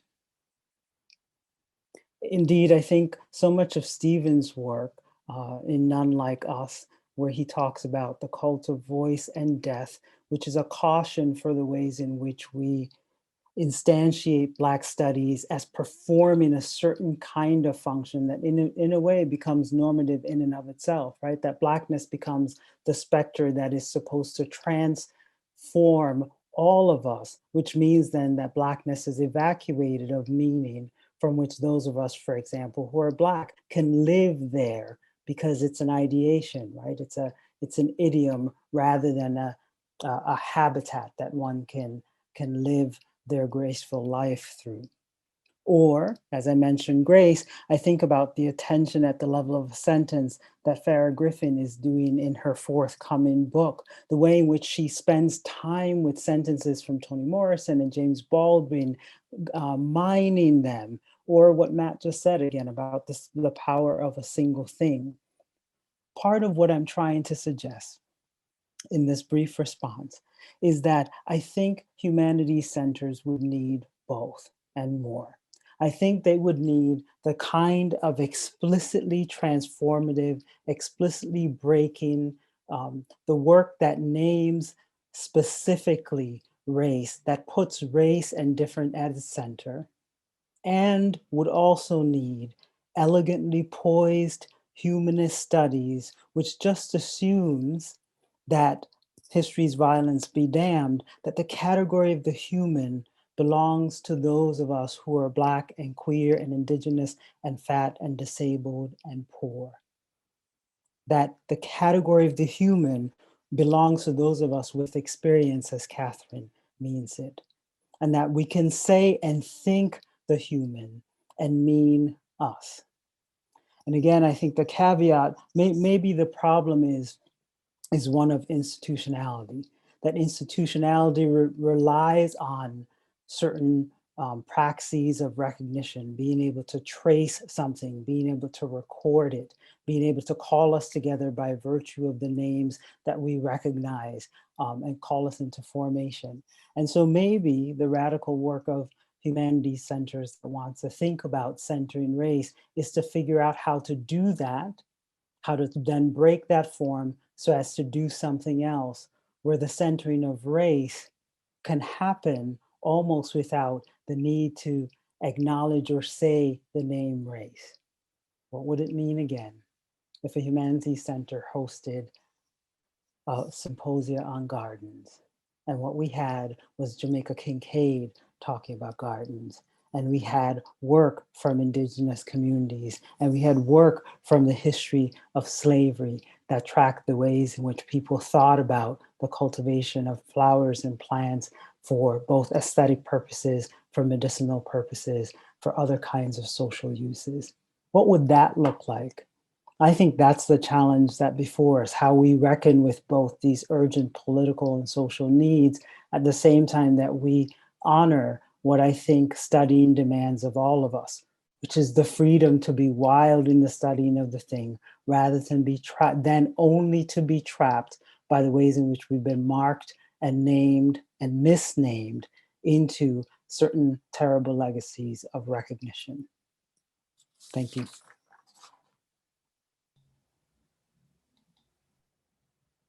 Thank you so much, Kevin. That was absolutely beautiful. I'm going to get in touch with you about that symposium.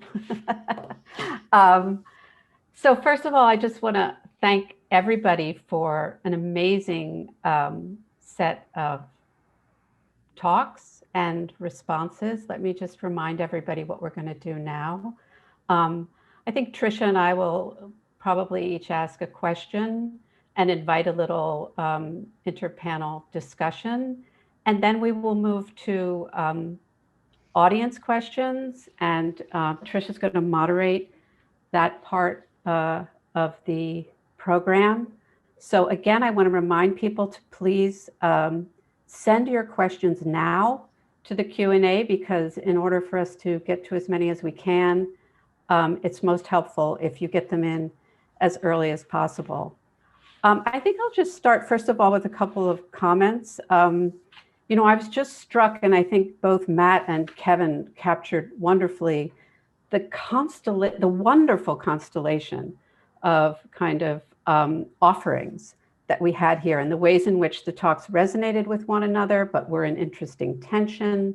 And I kind of feel like, yes, yes, all of that, please. I was really profoundly struck by Farah's talk about the importance and illumination of doing a kind of institutional intellectual history.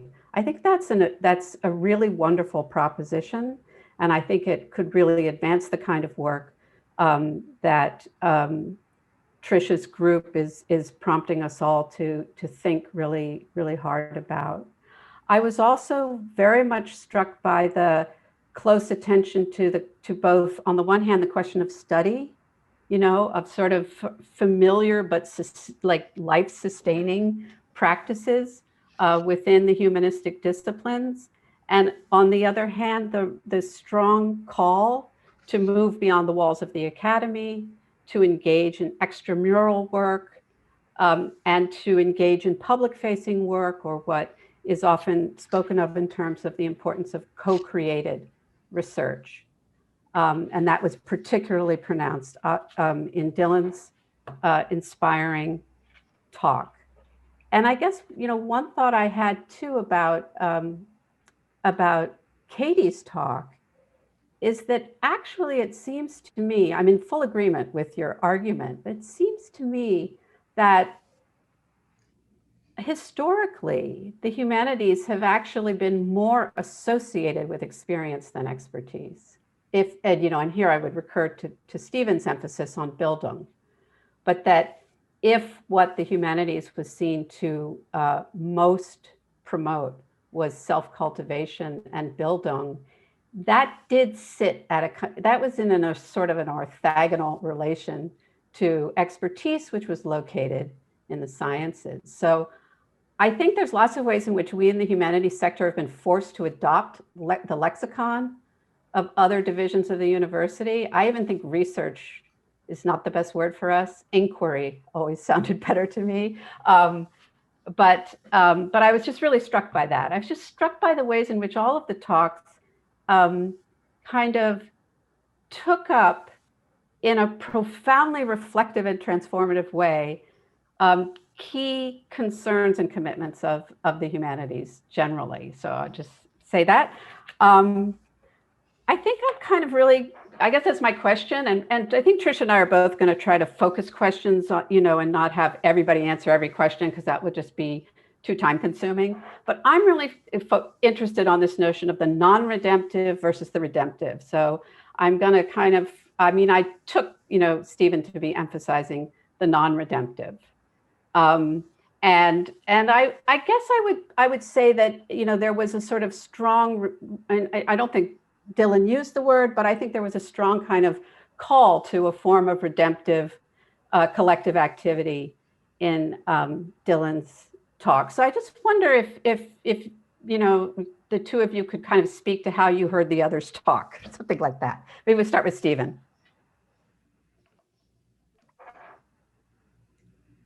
You're muted. I don't have a quick response. I'm just going to, first of all, confess that yes, I was, as I listened to Dylan, I thought to myself, like, oh no, like Dylan and I are going to be, so yeah, so your instincts, yeah, you're right, Amanda.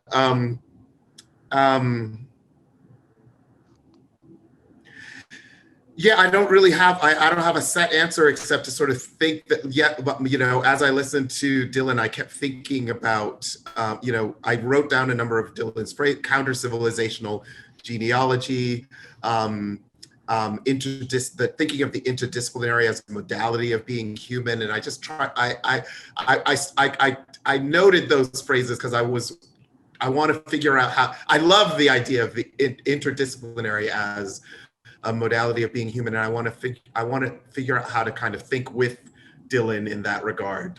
So not kind of critical or adversarial. It's just I was also really kind of provoked to think about the limits of my non-redemptive claim.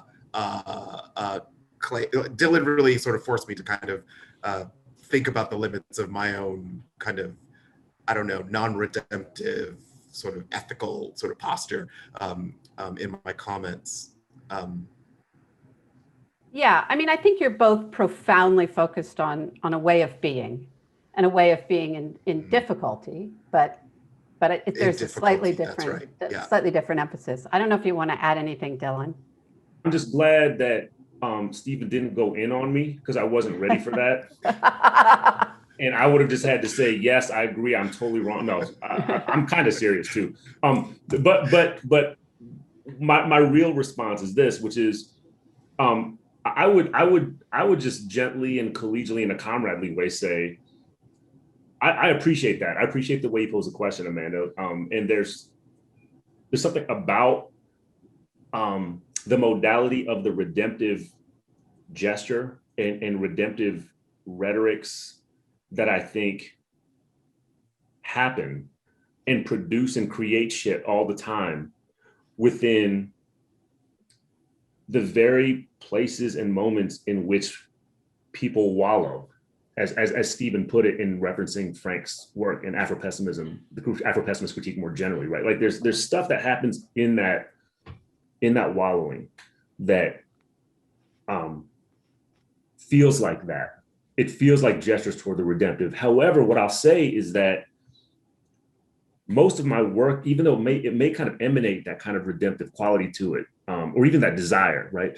I'm actually, most of my work is deeply suspicious of anything that alleges redemptive possibility, much less redemption as a kind of objective state destination, as an endpoint. I mean, and the reason why I'm so radically suspicious of that is because most of the time, the redemptive gesture and redemptive, methods, redemptive narratives, they tie back into the reform of the humanist project. And I'm talking about the oppressive civilizational humanist project. They tie back into a reform of that project.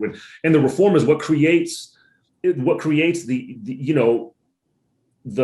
violence of anti-Blackness, the violence of colonial genocide. I mean, that's what creates it. The reform is actually how that violence unfolds. And we're seeing it right now, by the way.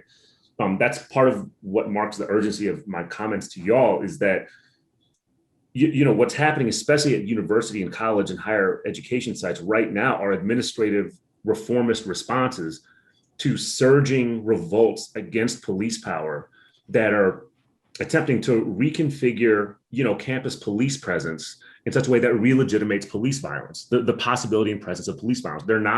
They're not giving any respect to the abolitionist imperatives that are actually driving this now going on 12 months of intense revolt against police power, against the legitimacy of police power, by the way, right? So that's what I'm suspicious of. So I'm actually interested in the creativity that happens within the destructive. That's how I try to inherit and honor the abolitionist genealogies that I feel I'm in community with. And I want to think, in a sense, maybe about the creativity of the anti or the counter redemptive, even as we're hearing and feeling what you're saying. So that's my way to try to struggle with this. Thank you. I'm wondering if I could jump in here for a moment with my little first question, and then we'll see what we have in the Q&A and cue it up, as they say. So I'm going to be a little provocative and a little grumpy intentionally, just to see what happens. And also because, you know, I guess I'm really worried about how we should, I mean, my agenda in thinking about this fundamental question is really about whether or not, you know, intellectual work can be redeemed from the work it does reinforcing white supremacy and colonial, you know, subjugation in the world. Because for the most part, that's what it does, right? Now, you know, how can Black studies, and you thinking about Farah's sort of 3 critical points, how can the energy that drove the first wave of the 1960s, which was not in the wave of the early 1990s, and I don't know what to make of this wave since 2010, Farah will have to tell me about that, what to call that wave. You know, to what degree can this work be part of the practice that Dylan is asking us to think that we're doing, that we need to be connected to? And, you know, that is to me the point. So putting race at the center of humanities to me isn't a kind of we belong, you know, to the, you know, to higher education at the core of where it is, but it's about asking us to think really carefully about the radical need to undo the institutional intellectual frameworks that have been created, and in a much deeper way. And to do it seriously, right? It's not that it's not about serious engagement. And I guess, you know, one of the concerns I have is, you know, can we do that? Is that even possible, right? I mean, literally. And if it's not possible, then what else should we be doing? Because you know, and I'm being, you know, a little bit provocative, but not really. You know, I really kind of mean it, you know. So anyway, anybody who wants, Farah's nodding, anyone who wants it, Matt, Kathryn, anyone who wants to take that up, I'm happy to hear from you. Well, Tricia, I really, I really appreciate your provocation there. And I think that one of the things that it requires for all of us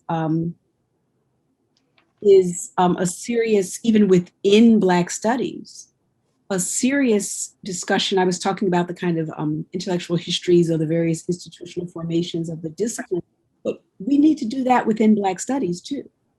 And to decide, you know, what is our relationship to those formations of Black studies that entered into the academy, and that were at some point, you know, supported as a kind of entrepreneurial, you know, project within the academy, versus some of the insurgencies that gave birth to them.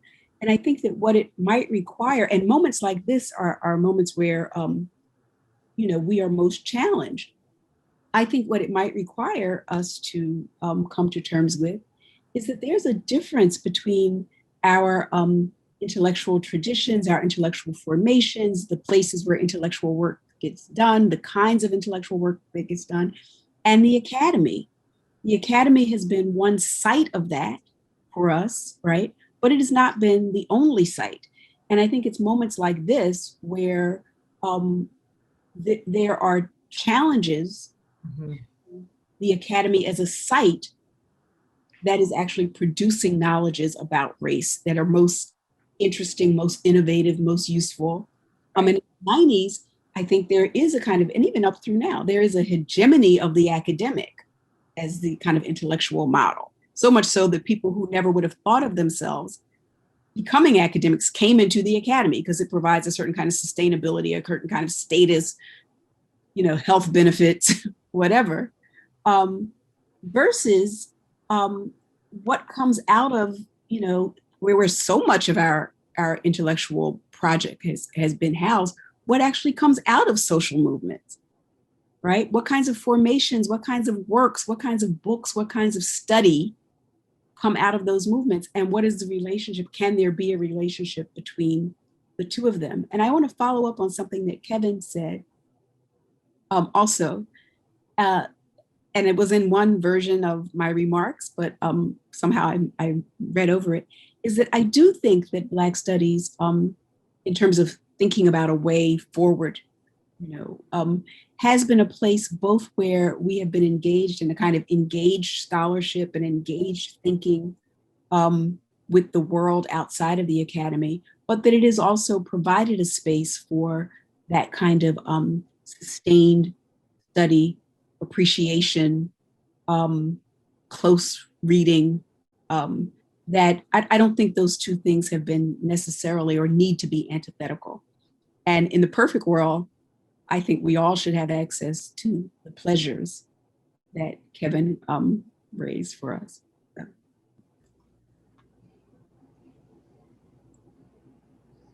Tricia, could I just jump in and say that as I think about your provocation, and this is one of the ways I can give props to you and the incredible work that CSREA does.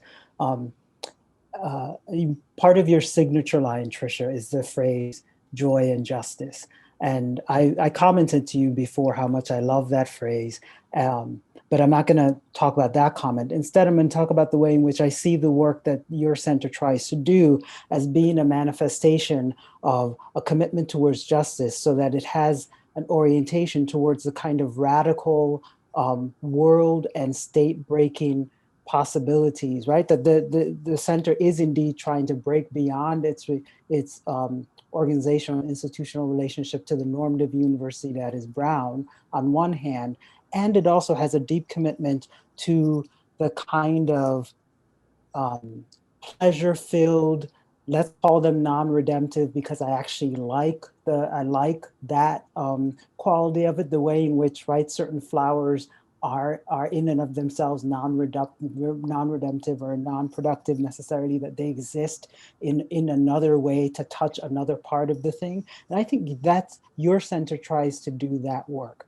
And so I think part of what I was hearing Stephen say and hearing the tension between, say, Stephen and Dylan's comments is to suggest that I think centers that aren't already focused on race, I think should be cautious to try to adopt race and racial difference as this kind of structure breaking thing, because I think that move has its own kind of problems in it, because for some of the same reasons that Farah just pointed out, in the way in which the beauty of Tia Miles's All That She Carried, I haven't read the book, but I've read the review, or work like Thalias Moss's Slave Moth, this kind of deep attention to objects is also an important part of creating the kind of world where all of us can live, not just a world, right? Not just the world that academic study imagines, but a world that understands human practice as living in every human rather than only certain humans who are being conceptualized. So I just wanted to give props to CSREA, but also say that I think that productive tension is indeed necessary if we're going to imagine humanities centers finding meaningful ways to center race in their work. Thanks, Kevin. That was not a plant, but thank you. Thank you. So Amanda, did you want to follow up, or did anyone else want to comment, or should we launch into a few of these questions in the Q&A? But let's take a moment to see if Matt or Kathryn or Dylan, did anyone want to follow up on this thread before we move along?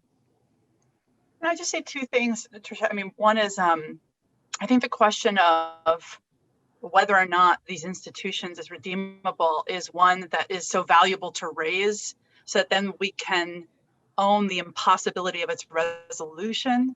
Redemption, is a word I carry into this dialogue with different inheritances and anxieties that I highlighted in my own talk. I mean, that is a word that is deeply tied to a tradition of marking certain subjects as needing redemption because of their sinful bodies.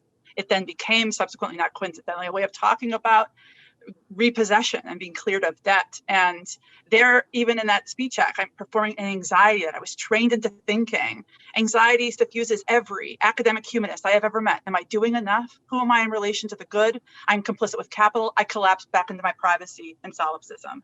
So I think what I found so enlightening about this collection of comments was that they showed the diversity of ways of participating as a conscious political actor. And I think figuring out what it means to mark that form of participation, here I put on my own hat, which is my second point. We each have a different role to play. Mine is figuring out that the tool of bureaucratization, which is a tool we would not have chosen, and yet it is one of many that we've been offered, how can it be actually a tool of witness for different kinds of participation than those that we have historically understood as this really disturbing, also theologically inlaid category, service. So I like to think about what Dylan is proposing as a component of evaluation in the institutions we cannot simply decolonize in our generation, and nor will we ever free from their debts to enslaved bodies. But we can figure out, I think, a larger diversity of ways of occupying that recognize human difference. Yeah. Is it okay if I chime in just real quick? I already spoke, so I'll try to be quick. I think my answer to what Tricia, to what you're asking is that to the extent that we only understand intellectual work as academic intellectual work, we're all fucking dead. Like, we're done. None of this is gonna put, it's not gonna move the needle on anything. So I think the first thing that all of us who are in these positions need to do is demystify the notion that we are the exclusive bearers of intellectuality, that we're, or that we're even the main producers of knowledge, pedagogy, curricula, and insight. And real quick, one of the best things that we can do to get at the spirit of what I think, Tricia, you're pushing toward, is for those of us in these positions to embrace a historical urgency of humility, radical humility, by putting ourselves and also our expertise, like our skill sets, our resources at the disposal of whatever communities of people are in liberationist, insurgent, radical abolitionist movement that you can be in touch with, that you can share responsibility and community with. That is what has shaped everything I've done as a scholar from jump, is being in those positions. And again, it's like, I'm not saying it's easy when I say the humility piece, that's real, right? To not be the leader of the classroom all the time, but actually to be told what to do, to have people telling you what to do. We need you to do this. We need your center to do this. We need your department to do this. I'm saying that kind of, it's folks were saying, using the word mundane earlier, it sounds mundane, but it's actually, to me, profoundly exciting. And I'm gonna put another link up in chat that gives people here an opportunity to actually do that in a very easy way with the Cops Off Campus movement, because that is everywhere. Junior colleges to Ivy League schools and everything in between, like that's one easy way for people to take this up. Great, that's very helpful. Yeah. Yep. Anybody else? We're okay? We're good? Matt, you look like you're every time I look at you, you look like you're about to say something. So I'll just let you be, your mic is now unmuted. Go ahead. You called me out, Tricia. I'm thinking about the ways in which an abridgment of these redemptive and non-redemptive modes is really a healthy intellectual practice as well. At the lower frequencies, not just at the frequencies that Dylan just so beautifully articulated for us. And I'm reminded of the work of Ross Gay, and I'm thinking about Ross's Book of Delights, which is a sort of meditation on daily practice as a writer and a poet, and thinking about the moment in one of his essays where he encounters the house of Don Belton, a Black poet who was murdered in Bloomington, and how he manages to find delight and pleasure in a world that would punctuate it and eliminate it, and how the community he forms is a community of writers and thinkers and gardeners. That kind of daily practice is as important as anything else, and it keeps us healthy so that we can engage in more robust, more institutionally radical and revolutionary efforts. That Right. being with your people is important. Yeah. What I'm interested in is asking, us to think about our curricula in ways that, reflect this, right? So when we look at what we teach and how we teach, are we are we really, I mean, not this group, because I'd say most of this group is doing that, but I mean, as the, as an academic discipline as a whole, are we really doing that, right? Are we connecting this learning experience to survival in the world, to traditions that exist outside of the academy as much as we could? That's really what I was pushing on, more or less. But we've exhausted my provocation. Thank you. I appreciate it. Okay, I think we should take some of these questions. Amanda, did you want to take the first one since I've been chatting a bit? Or actually, I know which one to. Why don't you go? I thought you were going to do it. So sorry, I hadn't picked one, but I'll. Okay, no worries. Tal Lewis has a question. I don't know if I should tell people who's the questioner. I don't know about this, but I've already done that. Hi, Tal. Tal wants to know, I'd be interested to hear more about the potential tensions between transformation on the one hand and a focus on experience on the other hand. I'm thinking, he says, particularly of the ways that appeals to experience play a vital role in perpetrating practices around hiring and graduate admissions, for instance, that impede transformation and reinforce the status quo. So, yeah, so the appeals to experience play a vital role in perpetuating, problematic practices, right? Anybody want to take that up?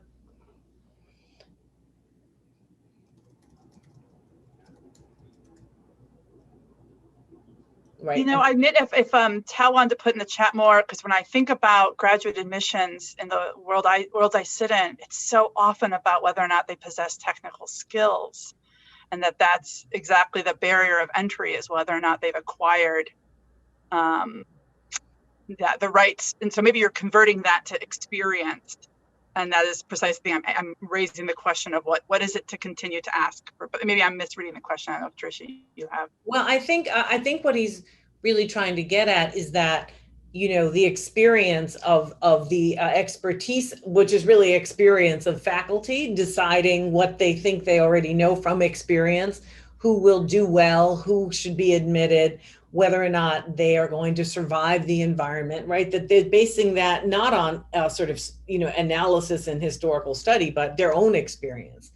So that experience, right, is being used there as a kind of governor rather than a vehicle for opening. I don't think he has an additional comment, but does that help? Yes, and I think that relates to Stephen's rethinking of building and where building will end up being in this, because I witness all the time the extraordinary capacity faculty have to weave stories from very small pieces of information to highlight someone's future capacity for good conversation and the ability to fit in. And they do it from shards that are frankly often illegible to me as a cracker in the kingdom. Oh, wow, that person will be fun to have present. Their character seems to, where's the character?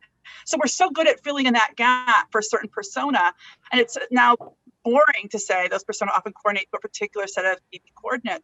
And I think it's harder to understand or interpolate. We've all been in incredibly difficult discussions around admissions where what is the risk? I'm using this language, I'm putting quotes there, but still it is the language, my time, your time, of bringing in someone whose legibility is less than. And will we have the ability, the time to put into that person's story who's not as clear to us, and therefore our time's management will therefore be diminished, and then my research will collapse. I love the reframing of research instead of inquiry. Thank you so much, Amanda. I think that question of time management that is absolutely incursion in the last 40 years of the humanities. We were supposed to be weird. We were actually supposed to be people who asked what time was and where thought came forward in time, not to be merely reproducers of that very widget. And I think that late coming of the humanities to the social sciences has only been degrading to our power. But now I'm a sermonizer. I just want to say, now I get the question, Tal.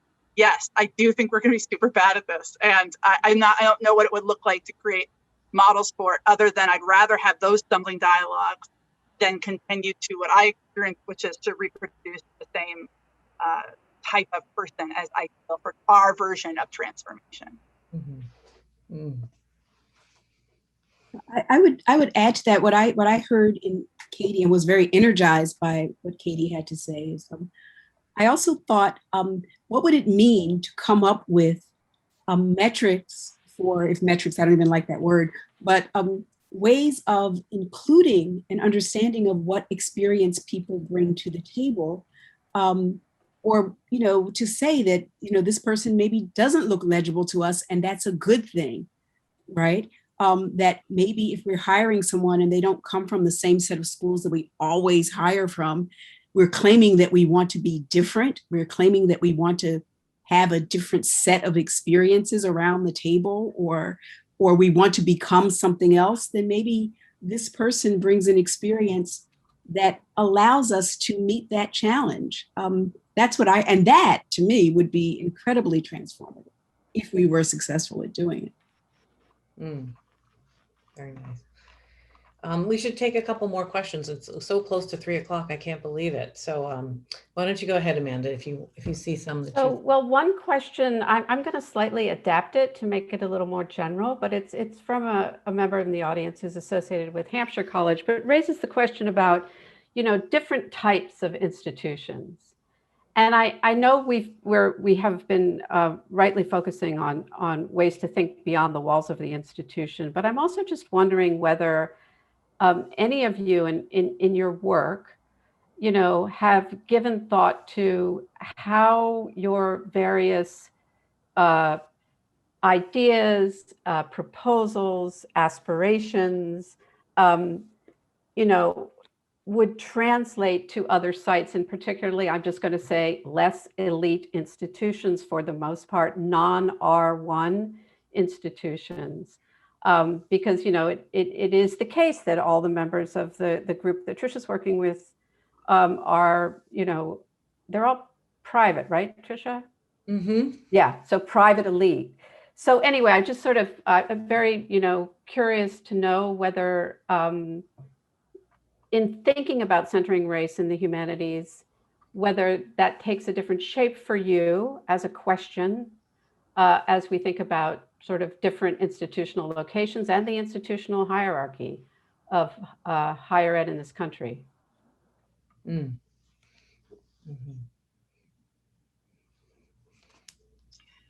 Well, I'd say two things that come up in my own doing, interacting with institutions, going as a reviewer, going as a visitor, is how much they are nervous about admitting their curriculum's engagement with applied or real world problems, that there's an infection of anxiety, I think, in humanists that are, especially, I wish they could all hear Dylan speak, but there's an anxiety that the minute we leave our climb, we've degraded ourselves, and that leaving our climb could include what would it be to, in my domain, care about the relationship between religion and business, or between religion and administration, or religion and politics, that these are seen as concessions as opposed to possible new spaces of inquiry.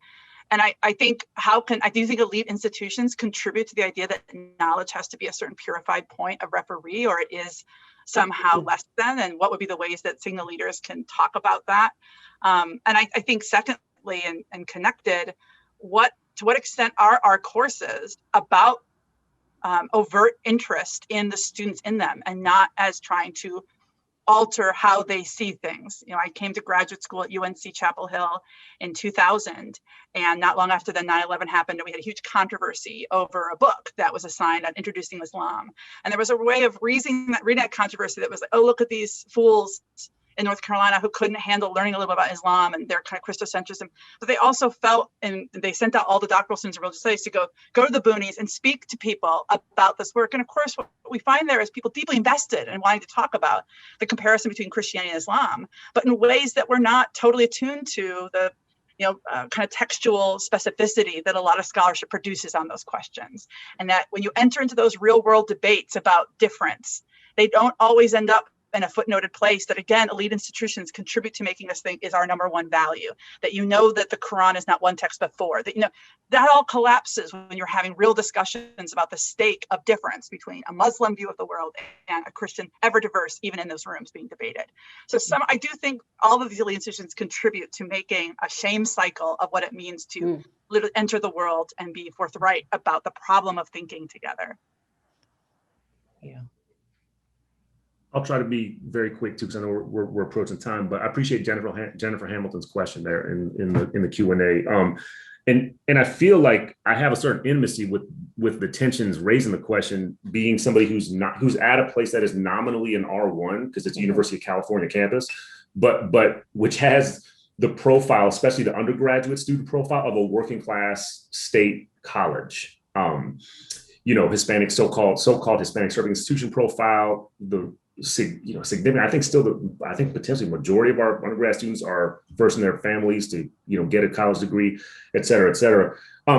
My short response to the question is that I've been at this campus for 20 years, just finished my 20th year as a faculty member here. I find that this campus, among all the R1 schools that I've been at, this campus and campuses like it, is the most organically anti-disciplinary in the way people think and inhabit the classroom and their scholarly work. And I think I'm talking primarily about students, including graduate students that I've worked with. But what I will also say is that the kind of anti-disciplinary impulse. I mean, by the way, when I say that, I mean it in the ways that we've been talking about disciplines in this discussion, right? That anti-disciplinary impulse is, of course, it's more than an impulse. It has a way of inevitably affecting how all the folks on the campus that are running departments, that are, that have research programs, that are struggling to get tenure, that are trying to, move to full professor, that are doing their postdocs. It has an organic way of affecting how they think too, including people that are in the so-called traditional legacy disciplines. So I would push the question on its head a little bit and say, what if these sites are actually where we need to pay attention to develop, not even to develop, to get models, already existing models of what we're calling interdisciplinary, what we're calling the interdisciplinary humanities, but which are often characterized by anti-disciplinary ways of thinking and thought. And I think, when I say anti-discipline, I mean that in the most productive and creative, as Tricia might put it, joyful way possible. I mean, this is so anyway. So when I leave this institution, I leave the particular classroom at this place, and I'll go to a colleague's classroom. I'll pick on USC, right? I go to a colleague's classroom, USC, and I'll do a guest lecture there. I'm stunned. I'm just stunned by how epistemically narrow and conservative the students are. I'm not even talking about the faculty, no, the students, right? Like it's like, I just reflect back on just basic ways of doing anti and interdisciplinary pedagogy. And in some of these sites that are also R1s, but fit that profile of being the places with endowments and whatnot. It's interesting how they're also structured by an epistemic attachment to disciplines in ways that other places are not. So I would say those other places, these so-called other places, these so-called less elite institutions are actually where the form of humanities that I want to see happen. Like, I think they're number one already happening there. And I think maybe that's where the centering needs to be, at least for now.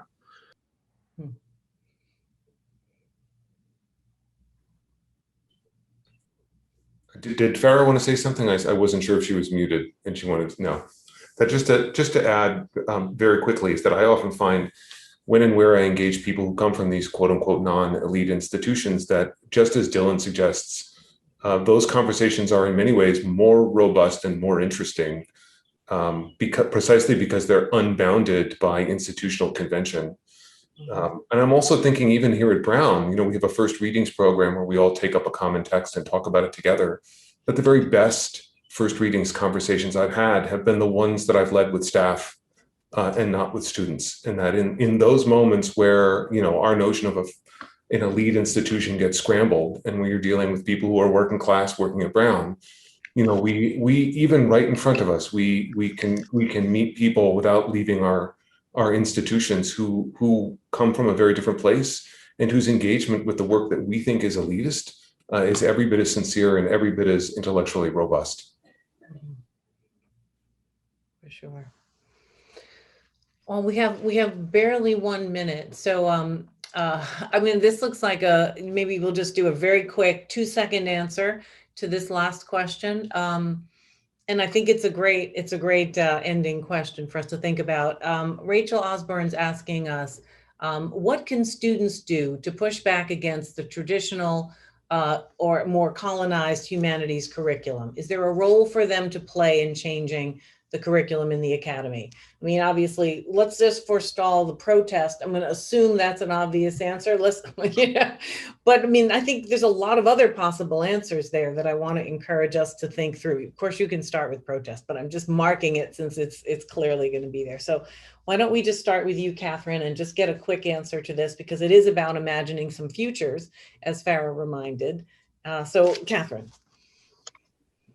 Take care of yourselves, create solidarity with others, and figure out ways to politicize your relationship to the university that make you actually feel stronger and in solidarity with others, and not what others assign you as the right kind of practice of politics. Great. Dylan? 2 words: incessant demands.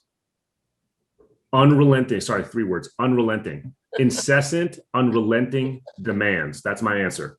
All right. Excellent. Thanks, Dylan. Stephen? You know, I love this question just because it really it's forcing me to respond to some things that have been said earlier. I've sort of felt like my own experience at Berkeley, let's say, R1, University of California,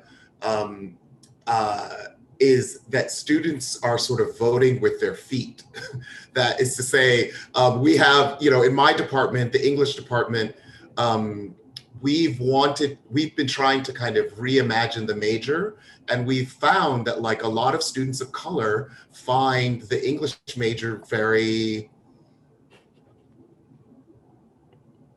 unwelcoming just when they look at the core of the major, and it's precisely because we reimagine the major in the ways that Kevin was sort of describing, in terms of just like adding scholars of color to something that's already established as a norm. And I think that like reimagining the sort of disciplines, it's just very difficult at an institution like Berkeley. This isn't really, it's not a direct response to Rachel's question, but it taps into maybe some of Rachel's concerns of the sort of shape of our majors and what it will require to kind of reimagine our majors in the terms that kind of Kevin gave us to kind of consider and to ponder. It's so difficult. Like it's such a challenge. I just really appreciate Kevin's challenge, but I see on the ground and in Rachel's question the difficulties that we have in sort of enacting Kevin's challenge. Great. Yeah. Farah? I love that question. And I think there are many responses to it. One is, I think, not to think of the classroom as the only place of your study and of your communal study. There used to be these things called study groups, where people came up with what they needed to read and they read it and the reasons why they needed to read it. And I would encourage students to do that, to create an intellectual space that you control, that belongs to you. And then I would also say to claim ownership of your classes. Similarly, one of my best experiences was with a group of young women students who not only read together what I assigned them, but other books together, and came to class having already organized themselves, prepared to challenge me in a welcoming way, not but I mean in a way that was meant to generate something better. And so I think that in addition to protests, and in addition, I'm with Dylan, incessant unrelenting demand, absolutely, but also taking control of your own intellectual experience in that way, what you read, how you read, who you read it with, and what you share in that classroom space. Yeah. Matt, and then Kevin. Yeah.